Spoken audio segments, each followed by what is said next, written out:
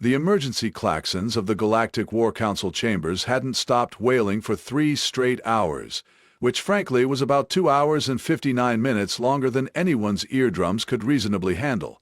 But nobody dared turn them off, because that would require acknowledging that the current crisis was somehow manageable, and it absolutely, categorically, was not. Admiral Thaxra's compound eyes twitched in 17 different directions as he paced behind the crescent-shaped council table. His chitinous exoskeleton clicked and clattered with each agitated step, producing a sound remarkably similar to an angry typewriter having an existential breakdown. "This is unprecedented," he buzzed through his translator unit, which had the unfortunate habit of making everything sound like a constipated vacuum cleaner. "In 4,000 years of galactic warfare, nothing like this has ever happened." General Vordamt, whose reptilian features currently resembled a very unhappy iguana wearing military decorations, slammed his scaled fist on the table. "Those humans have crossed every conceivable line of acceptable combat behavior, every single one." His forked tongue flicked out nervously, tasting the air for threats that might include common decency and basic empathy. First, they refuse to enslave conquered populations. Then they start treating prisoners of war according to some barbaric code they call Geneva Conventions. And now this. The holographic display at the center of the chamber flickered ominously, casting blue shadows across the assembled alien dignitaries. Representatives from 47 different species sat in various states of panic, confusion, and what could generously be called bureaucratic constipation.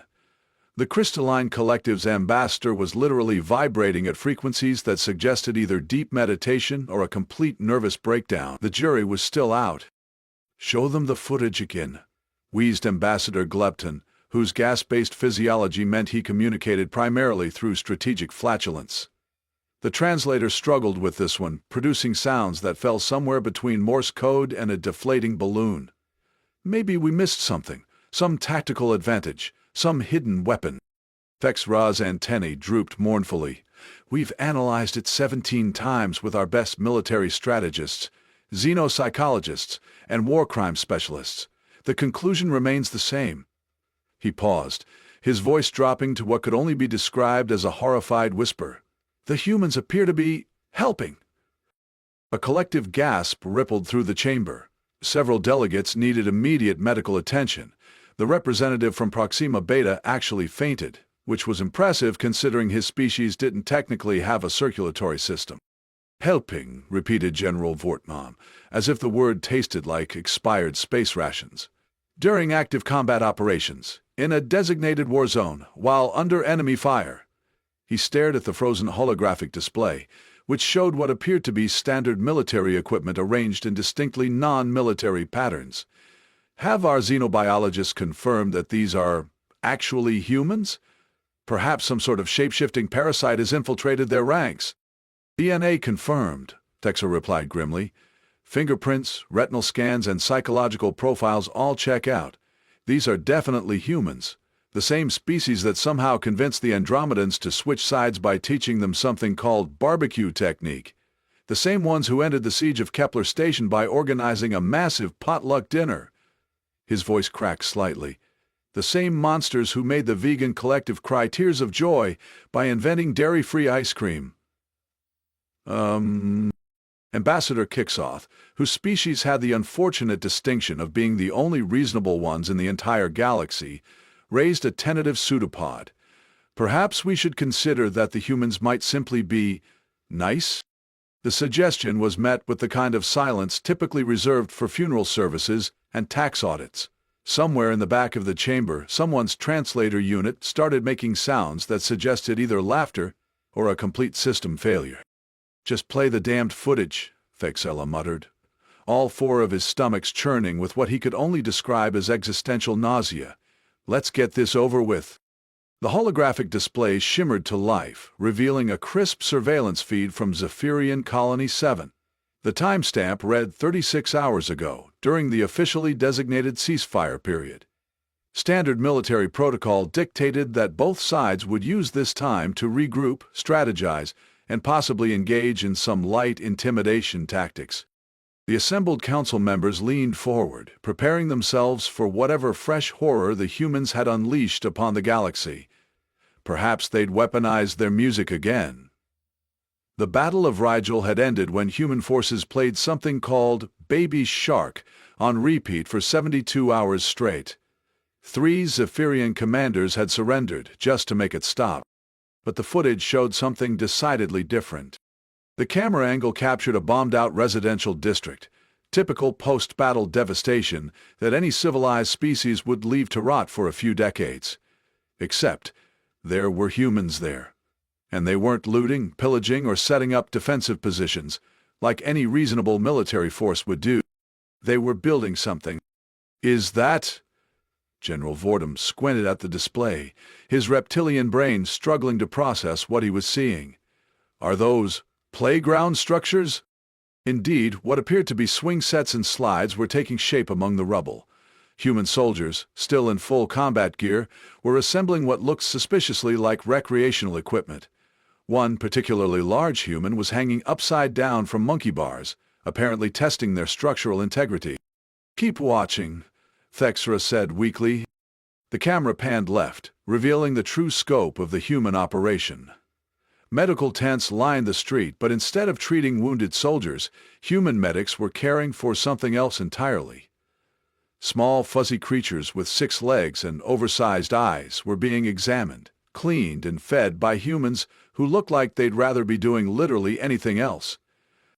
"Those are Zephyrian cubs," whispered Ambassador Flixara, her crystalline form refracting light in patterns that suggested deep confusion. "Juvenile non-combatants. They must have been orphaned during the bombardment of Sector 12. The central focus of the footage was unmistakably a human male, distinguished by the ridiculous number of medals on his uniform and the fact that he was currently cradling what appeared to be an infant Zephyrian in the crook of his arm.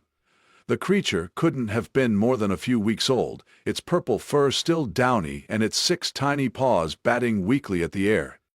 And the human was feeding it with a bottle that looked suspiciously like it had been fashioned from military equipment. The kind of improvised engineering that humans were famous for, except instead of creating weapons of mass destruction, they'd apparently created infant feeding apparatus. "Enhanced audio," Thexera croaked. The sound quality was remarkably clear, probably because the humans hadn't bothered with any operational security whatsoever. The male human was speaking in low, gentle tones to the cub in his arms. But more disturbing than that, he was making soft, cooing noises, the universal sounds that sentient species made when confronted with tiny, helpless creatures. "There we go, little guy," the human murmured, adjusting the makeshift bottle as the Zephyrian cub latched onto it with desperate hunger. "I know it doesn't taste like mom's milk, but we're doing our best here. Tank managed to synthesize something close, using emergency rations and some stuff from the med bay." Another human approached, this one female, carrying what appeared to be freshly cleaned blankets. "Admiral Morrison, we've got 17 more cubs in the medical tent. The youngest one can't be more than a few days old. They're all malnourished and dehydrated, but responsive." Admiral Morrison. Even his name sounded aggressively wholesome. "Set up a rotation," Morrison replied, never taking his eyes off the cub in his arms. "Everyone takes shifts. And I don't want to hear any complaints about sleep schedules. These babies need round-the-clock care." He paused, then added with the kind of authority that could only come from years of military command. "And if I catch anyone referring to them as enemy assets or strategic resources, they're scrubbing plasma conduits for a month." The footage continued for several more minutes, showing scene after scene of humans engaged in what could only be described as aggressive nurturing. Soldiers were changing diapers with the same precision they used to field-strip weapons. Engineers were constructing cribs with the efficiency typically reserved for defensive fortifications. A particularly gruff-looking sergeant was apparently leading a group sing-along, though the translator couldn't quite make sense of what sounded like the wheels on the bus. General Vortom stared at the display with the expression of someone watching their entire worldview collapse in real time. "This has to be some kind of psychological warfare. They're trying to demoralize us by displaying their capacity for compassion," supplied Kliksov helpfully. Don't say that word, Thexra snapped. There has to be a tactical explanation. Humans don't just do nice things without an ulterior motive. But even as he said it, his compound eyes were locked on Admiral Morrison, who had apparently started humming some sort of lullaby while the Zephyrian cub dozed peacefully in his arms. The human's face displayed the kind of gentle contentment that was absolutely, completely, and utterly incompatible with warfare as the galaxy understood it. The holographic display flickered off, but the damage was already done. 47 different species sat in stunned silence, trying to process what they'd just witnessed. It was Thexra who finally broke the quiet, his voice carrying the weight of someone who'd just watched his entire understanding of reality get fed through a wood chipper. "Pull up Morrison's service record," he commanded weakly. "There has to be something, some explanation for this aberrant behavior." The new display showed a standard military dossier, complete with the kind of bureaucratic efficiency that made filing taxes look like performance art. Admiral Jacob Bottlecap Morrison, age 42, 20 years of service, distinguished combat record, numerous commendations for tactical brilliance and leadership under fire. And then there was the section that made everyone's various bodily fluids run cold. Previous occupation, Vor Tom read aloud, his voice cracking like a 13-year-old Zephyrian going through malt. Pediatric intensive care nurse, specialized in premature infant care and trauma recovery. He looked up from the display with the expression of someone who just discovered that their worst enemy baked cookies for orphans in their spare time. He's a baby doctor. A baby doctor with access to military-grade weaponry. The implications hit the council like a freight train carrying nothing but existential dread and uncomfortable truths. A being trained to save the tiniest, most vulnerable members of his species, who'd then been given command of humanity's most advanced warship. It was like giving a therapy dog nuclear launch codes. Ambassador Flixara's crystalline form was refracting light in patterns that suggested either deep contemplation or a complete system reboot. According to this, he volunteered for military service after something called the Centauri medical crisis. Lost his entire pediatric ward to Corvani raiders. The footage shifted to intercepted communications from the human fleet. Morrison's voice came through clearly, addressing what appeared to be his senior staff. The man looked exactly like what you'd expect from a human military commander. If human military commanders typically wore expressions of gentle determination while surrounded by improvised baby supplies. "Listen up, people," Morrison was saying, his tone carrying the authority of someone accustomed to being obeyed without question. "I don't care what the tactical manuals say about enemy non-combatants. Those cubs didn't choose this war, and they sure as hell don't deserve to starve because their parents got caught in the crossfire." A woman in medical officer insignia stepped forward. The dossier identified her as Chief Medical Officer Luna Rodriguez, whose own background included civilian trauma surgery and, apparently, a master's degree in xenobiology with a focus on cross-species pediatric care, because of course it did. "Admiral, we've managed to synthesize something close to Zephyrian maternal nutrition using our emergency protein stocks and some mineral supplements from the engineering department," Rodriguez reported, with the clinical precision of someone who'd clearly done this sort of thing before. "It's not perfect, but it'll keep them healthy until we can establish contact with surviving family units." "What about shelter?" Morrison asked, cradling one of the cubs with the practiced ease that came from years of handling fragile patients. "These little ones can't regulate their body temperature properly without their pod mates." That's when Sergeant Williams appeared on screen. The man looked like he'd been carved from a mountain and then taught to operate heavy machinery. His service record included 3 different commendations for creative problem-solving under fire and 1 formal reprimand for excessive initiative in violation of standard protocols. His current assignment apparently involved constructing what could only be described as a nursery using military-grade construction equipment. "Got the heating units working, sir?" Tank reported, with the satisfaction of someone who just solved world hunger using duct tape and good intentions. "Borrowed some thermal regulators from the life support systems. Also rigged up some kind of white noise machine using the engine harmonics. Seems to help them sleep." Morrison nodded approvingly. "Outstanding work, Sergeant. What about the older cubs, the ones who are mobile?" "Well, that's where things get interesting," Tank continued, scratching his head with the expression of someone who'd accidentally solved a math problem while trying to fix a sandwich. Turns out they're curious little guys. Keep trying to follow us around, making these chirping noises. Doc Rodriguez thinks they might be imprinting on us. The silence in the War Council chambers was so complete that you could have heard a pin drop if pins made sounds when they dropped in the vacuum of space.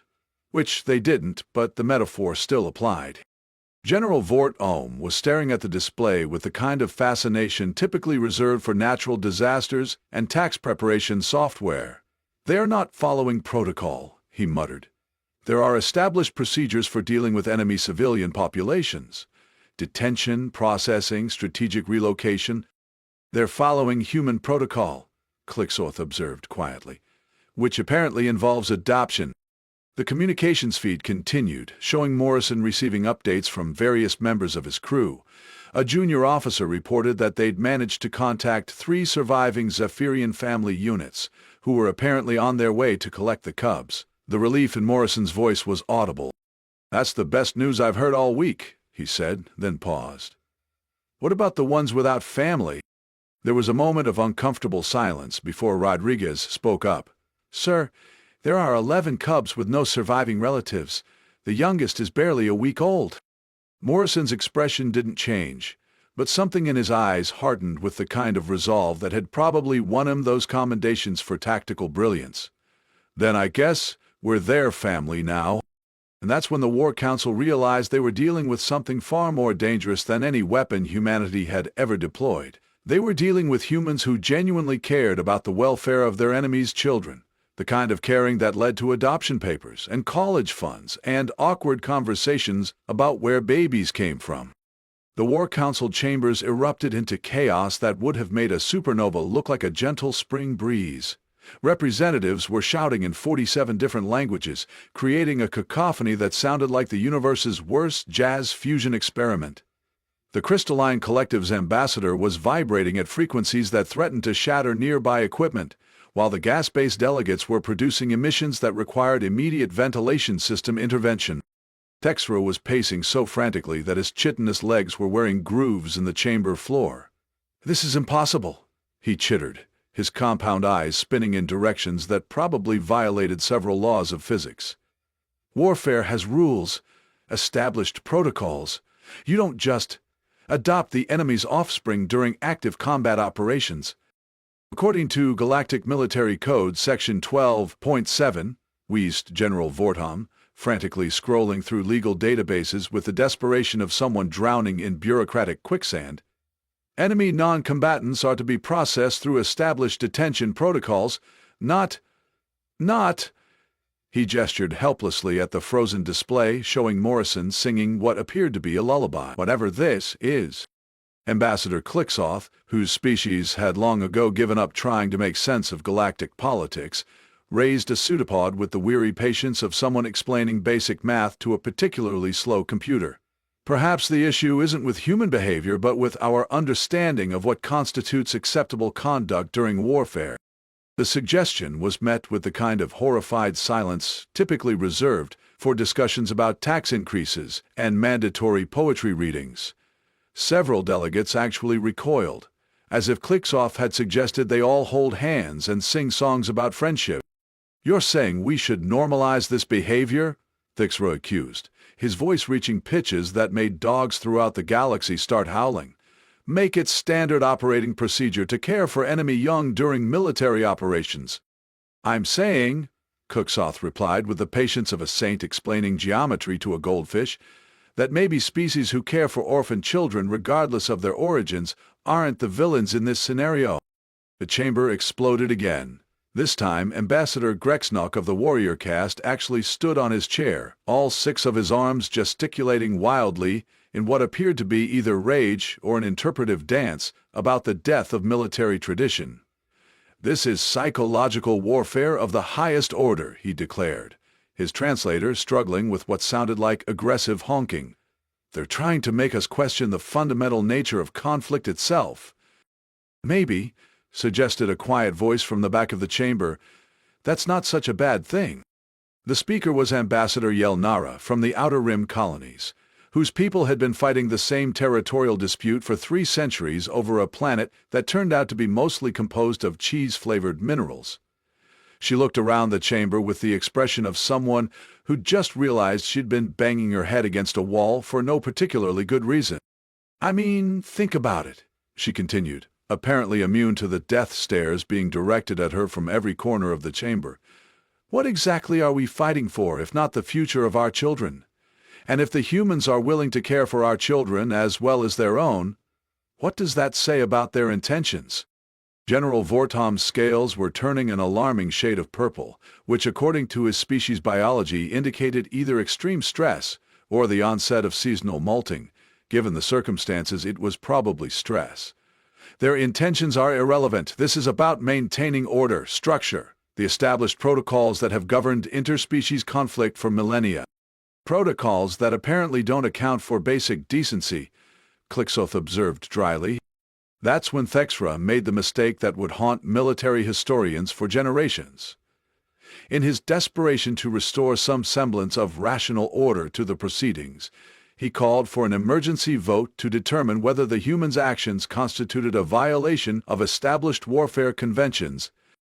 The motion passed by a margin of 31 to 16, which would have been a decisive victory if anyone had bothered to check what they were actually voting on.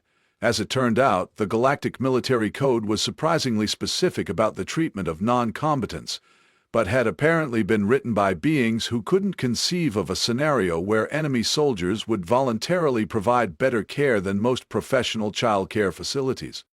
According to Article 15 of the Non-Combatant Protection Protocols, announced the Chamber's legal AI in a voice that managed to sound both supremely confident and completely bewildered, all military personnel are required to ensure the safety and welfare of juvenile non-combatants encountered during military operations, regardless of species affiliation or political allegiance.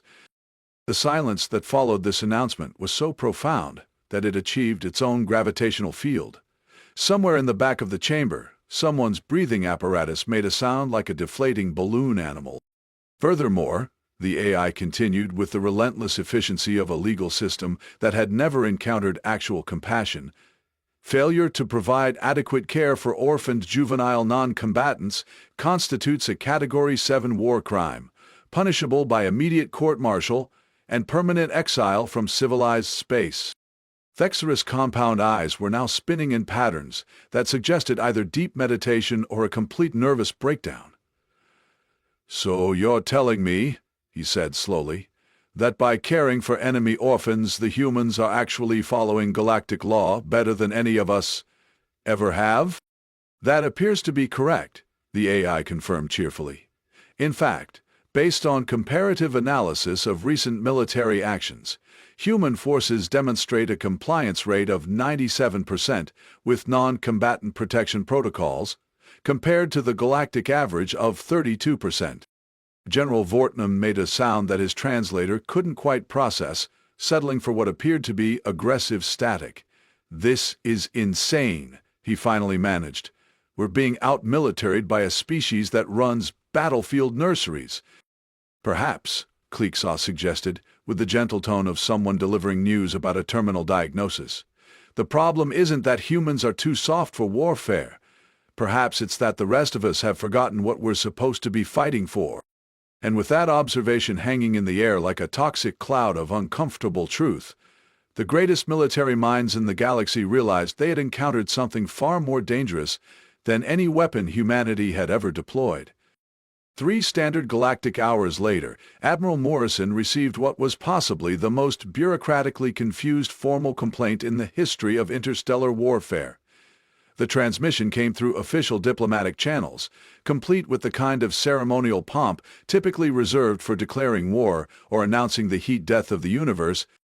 Morrison was in the middle of teaching a group of Zephyrian cubs how to play peekaboo when his communication officer, Lieutenant Torres, approached with the expression of someone who'd just been asked to explain quantum physics to a particularly confused houseplant. "Sir, we've received a formal diplomatic protest from the Galactic War Council," Torres announced, holding the datapad like it might explode at any moment. They're filing a complaint about our childcare operations." Morrison looked up from where he was sitting cross-legged on the deck, currently serving as a climbing structure for 3 cubs, who appeared to have mistaken him for some sort of military jungle gym. One had managed to perch on his shoulder and was making contented chirping noises while investigating his collar insignia, with the focused intensity of a tiny furry scientist. "They're complaining about us taking care of kids," Morrison said slowly, as if testing the words to see if they made any more sense when spoken aloud. They didn't. "During a ceasefire. Kids who would otherwise starve." That's the gist of it, sir," Torres confirmed, scrolling through what appeared to be 17 pages of legal jargon and bureaucratic outrage. "They're citing violations of established warfare protocols, improper treatment of enemy assets, and something called excessive deployment of humanitarian aid in a combat zone." Morrison was quiet for a moment, absently scratching behind the ears of the cub on his shoulder, who responded with what sounded suspiciously like purring. When he finally spoke, his voice carried the kind of patient authority that had gotten him through medical school, nursing training, and 20 years of military service. "Torres, get me a direct line to the War Council, full diplomatic protocol." "Sir, are you sure that's wise? The transmission logs suggest they're not exactly in a rational frame of mind." Morrison stood up carefully, making sure not to dislodge his small passenger, and straightened his uniform with the deliberate precision of someone preparing to deliver a lecture to particularly slow students. "Sometimes, Lieutenant, you have to spell things out for people who should know better."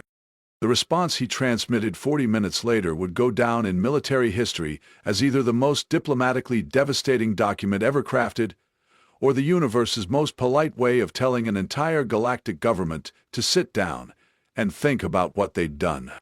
"To the esteemed members of the Galactic War Council," Morrison began, his voice carrying the kind of professional courtesy that made insults sound like compliments, "I acknowledge receipt of your formal complaint regarding our treatment of Zephyrian non-combatant juveniles during the current ceasefire period."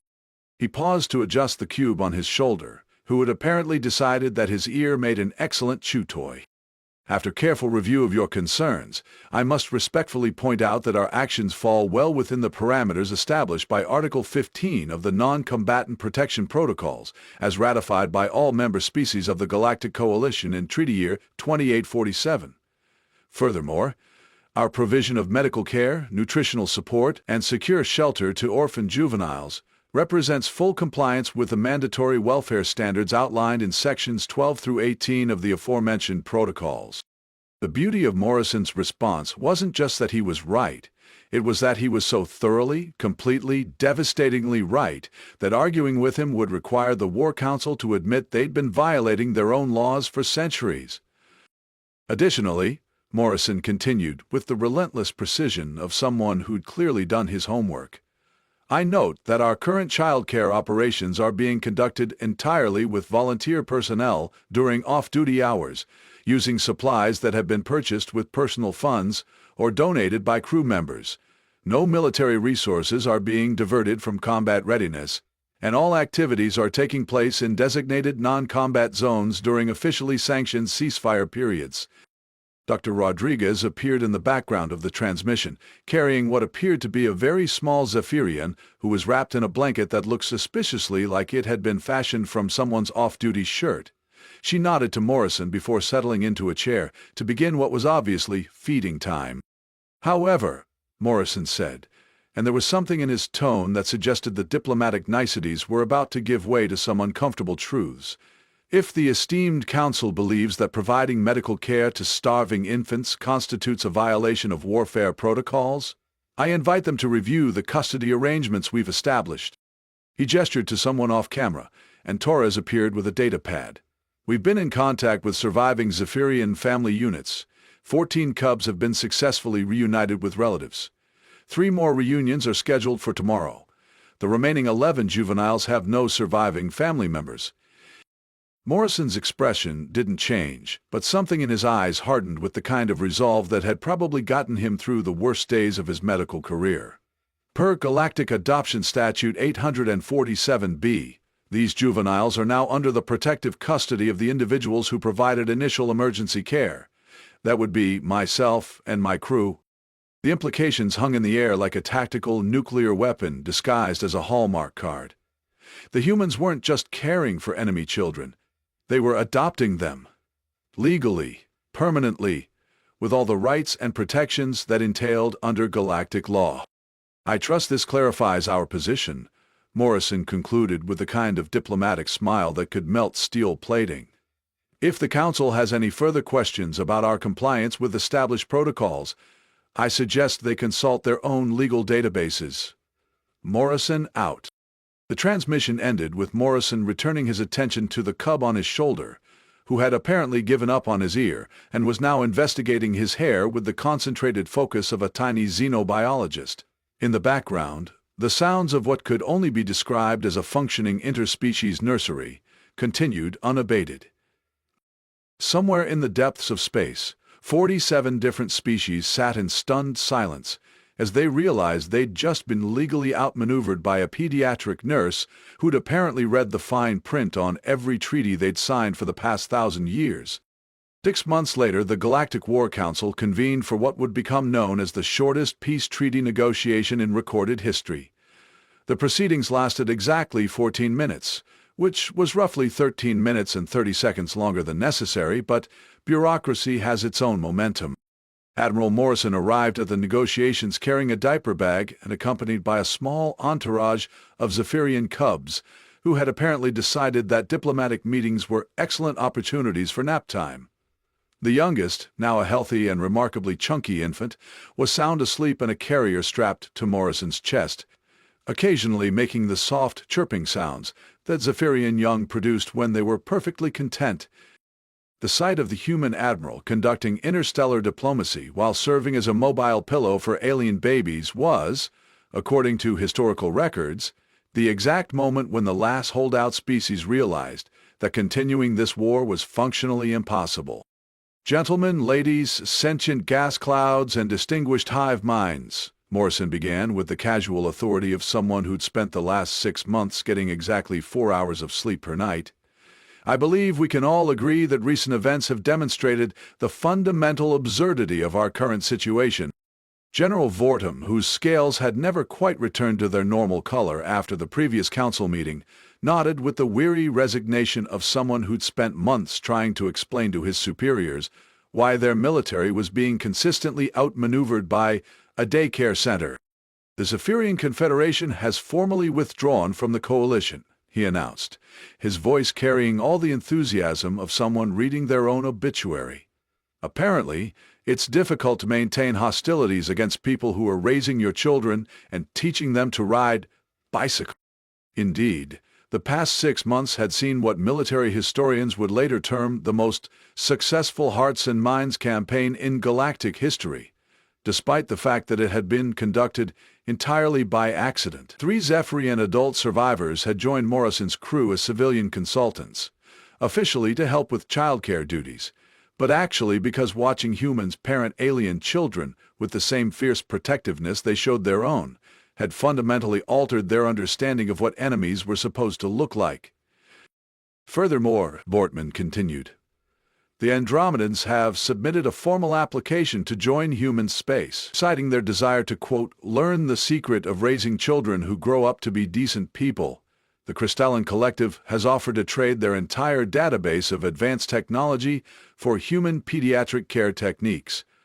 And the warrior caste has disbanded entirely after their leadership realized they couldn't reconcile their military traditions with the fact that humans make better soldiers by being better people." Morrison shifted slightly as one of the cubs stirred in its sleep, automatically adjusting his posture with the practiced ease of someone who'd learned to conduct military briefings while bouncing a fussy baby. "I assume this means the war is officially over?" "The war," Thextra announced with the hollow voice of someone whose entire worldview had been fed through a wood chipper and reassembled by well-meaning toddlers, "ended the moment we realized we were fighting people who respond to our orphans by building playgrounds." The formal peace treaty was signed using a pen that had been chewed on by teething Zephyrian cubs, because it was the only writing implement Morrison had readily available.